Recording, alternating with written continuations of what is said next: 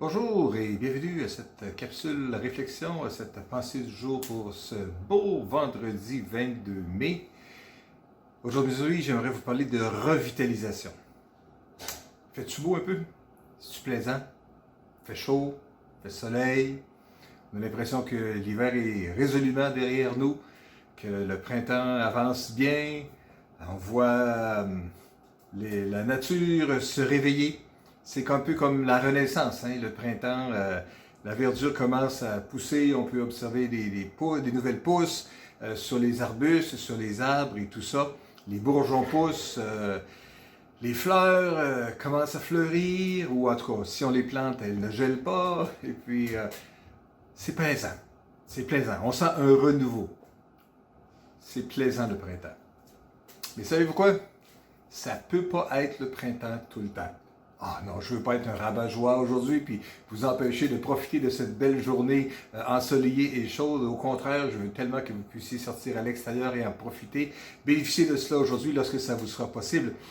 Mais quand même, on le sait, les journées ne sont pas toutes comme celle-là.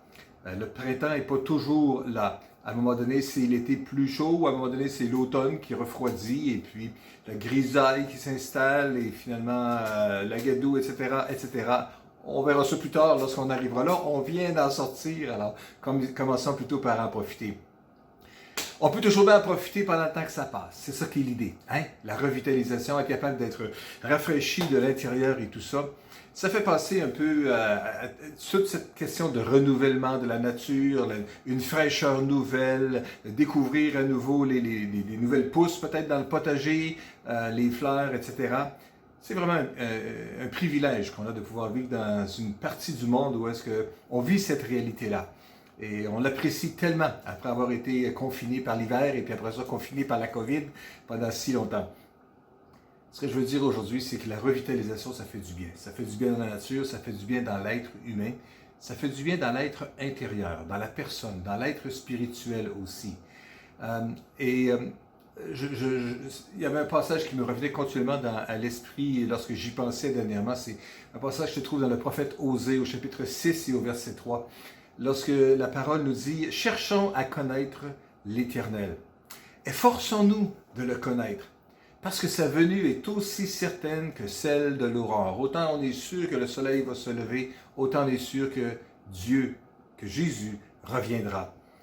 Il viendra vers nous comme la pluie, comme les ondées du printemps qui arrosent la terre. Lorsque la pluie vient, après le soleil chaud, vient arroser la terre, ça favorise encore plus la poussée irrésistible du printemps. Mes amis, ce que je souhaite, c'est que vous puissiez vivre une revitalisation printanière à l'intérieur de votre âme, de votre cœur. Et pour ça, dans le livre d'Osée, ça nous dit qu'il faut chercher à connaître l'Éternel. Efforcez-vous de le connaître. Il faut faire un effort. Il faut faire une décision de fermer notre porte, entrer dans notre chambre et prier notre Père qui est là dans le lieu secret. Il faut faire l'effort de se mettre à part. Alors, je veux juste vous encourager aujourd'hui à prendre du temps à part, à vous laisser ressourcer dans la présence de votre Père, à laisser sa parole vous parler, vous faire du bien, vous inspirer sur quelque chose de particulier qu'il a à vous dire aujourd'hui. Il veut tellement vous revitaliser, il veut tellement vous faire du bien. Laissez-vous juste être arrosé de l'intérieur aujourd'hui pour être capable de fleurir à nouveau.